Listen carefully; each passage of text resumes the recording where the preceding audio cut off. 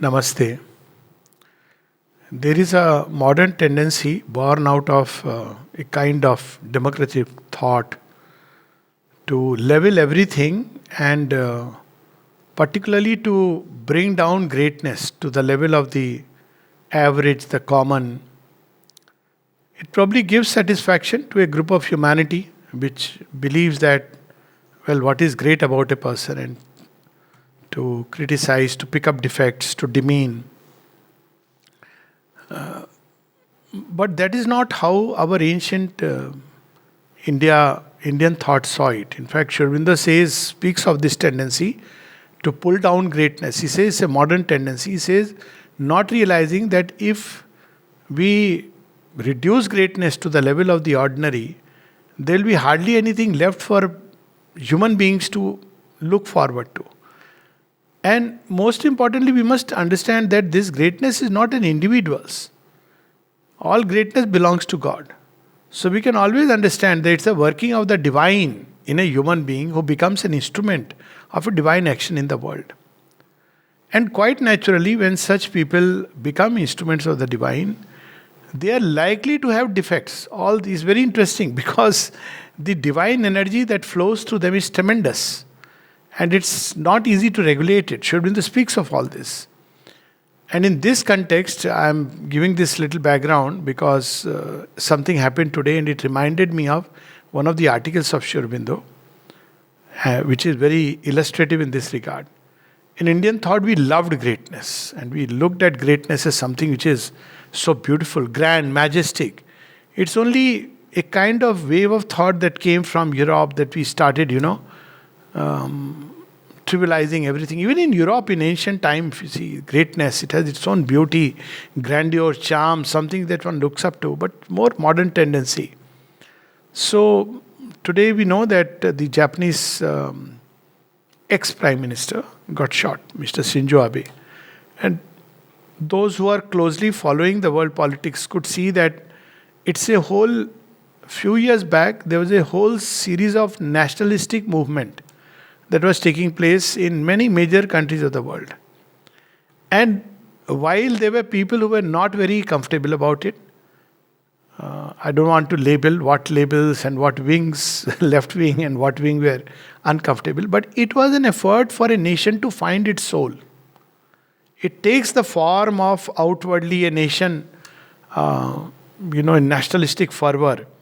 But basically, behind all this is an effort to find one's soul, which is important. Now, obviously, when such movements take place at a large level, there are certain things which are upsetting. But at the same time, we must understand there are two kinds of nationalism. One is the aggressive Asuric nationalism, where one tries to expand the territories. It's a kind of physical, vital expansionism. Whereas there is another kind of nationalism where one takes pride in the genius and culture of the race, legitimately proud, and one tries to use it as a springboard toward the future, so that we know our roots and then we take a springboard. We are not like disconnected from everything and just flowing with the wave of whatever is happening in the world. So today, when I heard the news of Prime Minister Shinzo Abe dying, and most of us are perhaps aware that he had a very major role in Japan's turnaround, economics. He is the person who introduced the reform. That before that, Japan was too much under the shadow of the Second World War bombing. So they did not believe we should even have an army. This is a very dangerous thing to do. Because it's not about you, but the world, situation. So he's the person who said, no, we will have an army which will send if required, for peace, for maintenance of things. He's the person who, along with our Indian Prime Minister, formed part of the Quad, so that, it can counterbalance certain expansionist tendencies of other nations which can be dangerous to the world situation. So, in many ways, locally, domestically, in terms of foreign policy, he started introducing reforms which were going to have far-reaching, they still will have far-reaching consequences. And after he had done what he had to do, he had resigned. So he was out of the scene in one sense. The policies that he has left are going to be like hopefully they will continue in many ways into the future.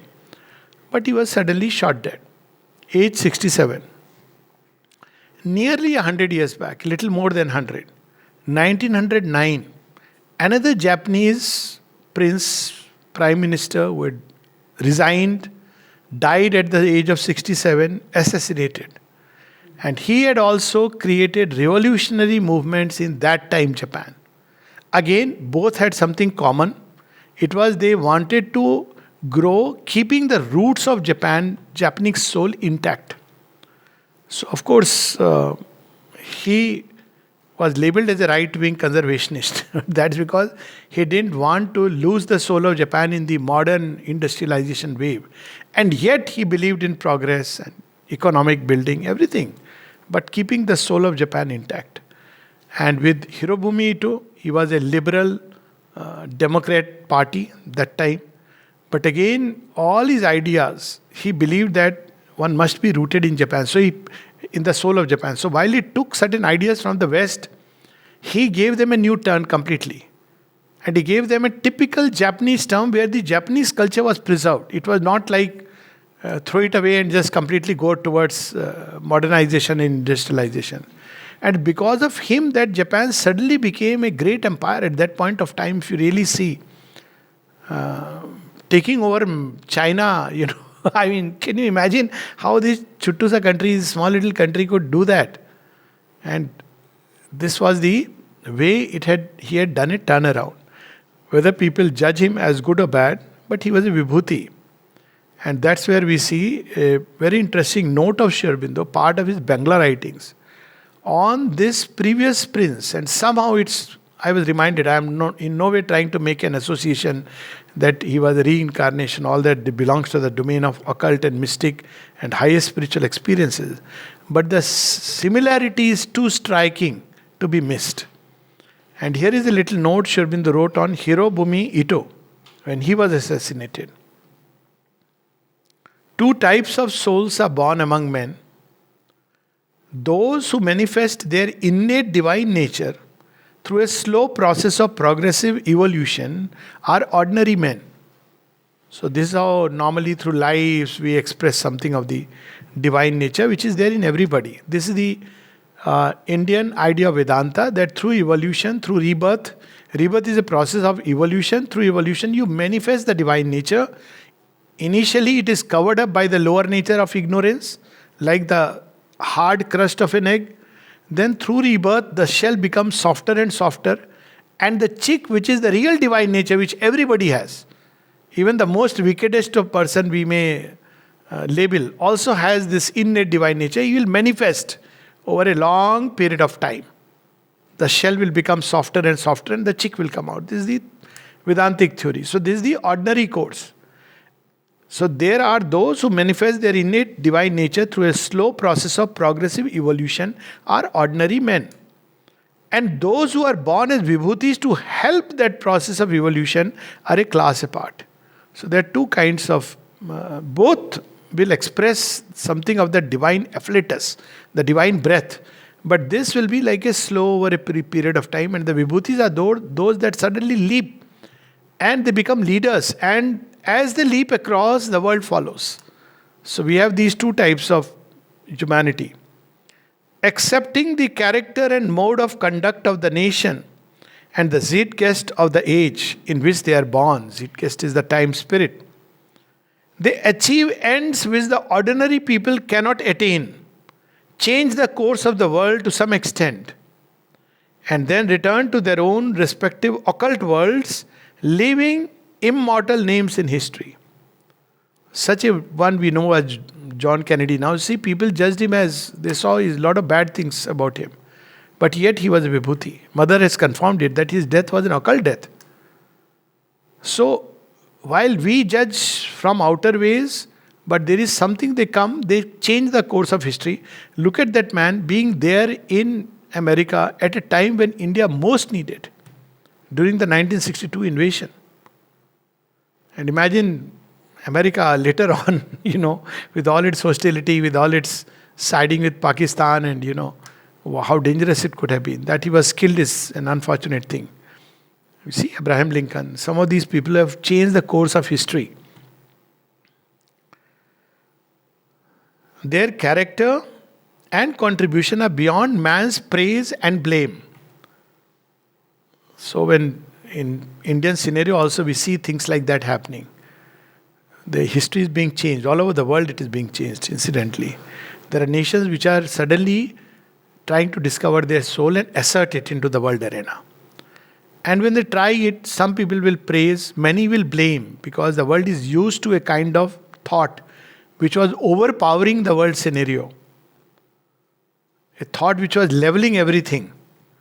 And here are human beings, men of the moment, moved by the breath of the time spirit. They may or may not be conscious. If they are conscious, so much the better, because they become conscious instruments, Vibhutis. But a Vibhuti may not be conscious that the divine is working through the person. They will feel that there is a greater energy or greater force working. That they will know. But all may not be conscious instrument, because they may not have chosen outwardly. Conscious instrument is like Arjuna, he aspires and places, make me your instrument. But there are unconscious instruments who do not know, and yet they are used by the divine to change future time. So it doesn't matter whether world blames them or praises them. They do a work and they pass. There is a very beautiful line in Savitri where Mother Durga, when she appears before Savitri, triple soul forces, she says, I reckon not of virtue or of sin, but do the deed God has put into my heart. She says, I don't care what people will say about me. I do what God has put into my heart. This is also important, because in today's context we see this tendency to bring down all that is great, all that is mighty. Recently we saw about, Kali and gods and goddesses, not realizing that it's not about hurting religious sentiment. That's a thing apart. Leave that aside. But when you look at Kali in the way she has been portrayed, she is the creative energy which changes time. That's why she is Kali. She slays, but by slaying the past, she opens the doors to the future. But the miserable director, if I may say, what else can you say to somebody who cannot understand? Miserable director could see in us only a so-called free woman who moves around the way she likes. This was that she could see. Reducing her to what levels? It's nothing to do with smoking or not smoking. Gods don't care whether they smoke or don't smoke. They are still gods. But there is a majesty. When you look at Shiva, read his stories, there is a majesty in Shiva. When he forgives, there is a greatness. And when he slays, there is a grandeur. He's not slaying anybody and everybody. He's slaying somebody who has become a threat to old time. So you appreciate that. You rise to that level. But to trivialize, to remove, to reduce it to the level of the ordinary, this is the bane of modern thought. And Aurobindo is reminding us that it's not about whether how human thought judges them is really irrelevant. They do their work and pass. Whether we praise or condemn them, they have fulfilled the tasks given them by God. And the future of humanity, determined by their works, will speed on in the decreed course. So beautiful it is. They come, they are like God's engines, do the work. And when an engine runs, it runs in speed, things happen, But that's not important. They do the work and they pass. In fact, they don't do the work. It is the divine who does the work. But that itself is a big thing, to become steel for the sword of the divine, to become, a wheel for the chariot of the divine. It's not an easy task. Caesar, Napoleon, Akbar, Shivaji are such Vibhutis. Hirobumi Ito, the great man of Japan, belongs to this category, and not one of the people I have just mentioned was superior to him in native qualities, genius, the greatness of his effort, or in the future results he produced. So it's worth going and reading a little bit about this great man. Everyone is aware of the pre-eminent position of Ito in history and in the tremendous progress of Japan. Actually, he came from a very poor farmer family. Then he was adopted by a samurai. And then it was taken up by the Emperor of Japan. So his life followed a very strange course. He came from a very poor family, a farmer family. They couldn't afford much.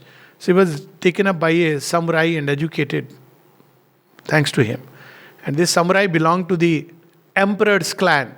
So that's how he got integrated into the emperor clan and became what he is, Prince Hirobumi Ito. It was Ito indeed who conceived in his mind the unity, independence, education, army, navy, economic prosperity, commerce and politics of Japan and translated that dream into reality. Something very similar if you see the profile of the present ex-prime minister of Japan who has been just assassinated. Similar. Because of him, a very weak economy which was sliding down took shape. Because of him, the extreme, that Western kind of progress, he brought into it the soul of Japan. And in foreign policy, his name became a name that was being reckoned. Otherwise, what was Japan? Okay, it's a great country, beautiful country, but it's in the sidelines. But suddenly, he became an important world player in the world politics. And of course, for India, a personal friend of India, one cannot forget that. Of all the people that Prime Minister Modi met, our present Prime Minister, 12 times he had a meeting with him. Called him a dear friend because he's the one who was countering the expansionist programs of certain countries. So it is something very amazing, very similar, foreign policy. Otherwise you won't hear Japan playing a big role. And here is a man who brought these changes. He was preparing the future Japanese empire. Whatever he did, he achieved mostly from behind the scenes. The world learns immediately of what the Kaiser or Lloyd George is thinking or doing. But that's the Asiatic nations. They don't too much advertise. So you'll know all about, world over. Boris Johnson, you'll hear, UK Prime Minister, French, you will see news bites. But you will see, of course in India we see Mr. Modi's news bites. But otherwise outside you will not see. Or if at all you see, you will see some, weird thing happening with people having all kinds of ideas because of that. So it's very strange that still in our mindset, we are still Eurocentric, which is important to understand. So here is this man, but no one knew what he was thinking or doing. When his secret imagination and effort bore fruit, only then the world learned with astonishment. This is another hallmark of great leaders. They don't advertise, I am going to do this. And some people want the prime minister and president to say, I am going to do this. No.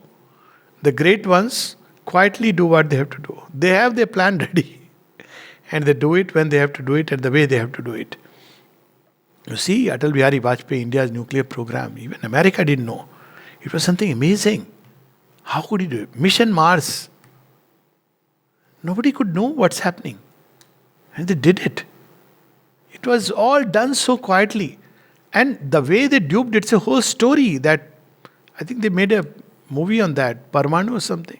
How they deceived in the sense were necessary, otherwise it wouldn't have taken place. It would have been stopped. How they gave a picture through the satellites, which fooled even the best of, technologically advanced countries. That's how India entered the nuclear program and the space program. So this is how they do it and they pass away. And yet, what great effort, what wonderful genius is manifested in his achievement. If Ito had been used to publicize his great vision, the whole world would have laughed at him as a mad idealist, given to fruitless dreams and bent upon achieving the impossible. There's the other part about these people, that they appear as idealists and madmen. That's why the world is scared of them. Of course, they carry a streak of madness because they don't run along the normal course. Who would have believed that within 50 years, Japan would, maintaining its priceless independence, absorb Western culture, become a very powerful nation like England, France, and Germany, defeat China and Russia, spread Japanese trade and commerce and painting? Something very similar. Equations. The present ex-prime minister who is shot had a similar equation with regard to China and Russia. Hirobumi Ito also tried to With China, the equation was very clear. It was like they were at loggerheads. With Russia, there was a plus minus situation, but Russia did not accept his proposals. Very similar something with regard to the present person.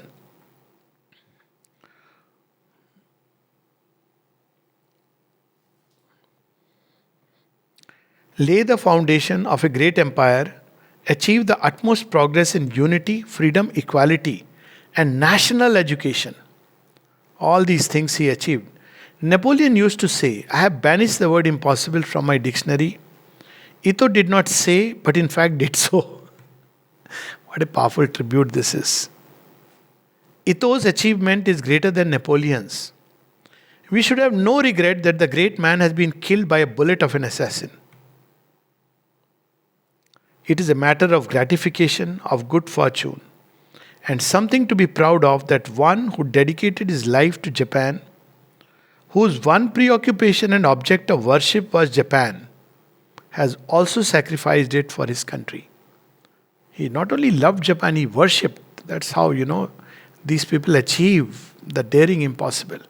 Not like, okay, all is good, all is, we are a democracy. Yes, democracy, but the democracy and socialism of India will have roots in Indian civilization. It cannot be the Western type of democracy transported. Western type of democracy may be good or bad.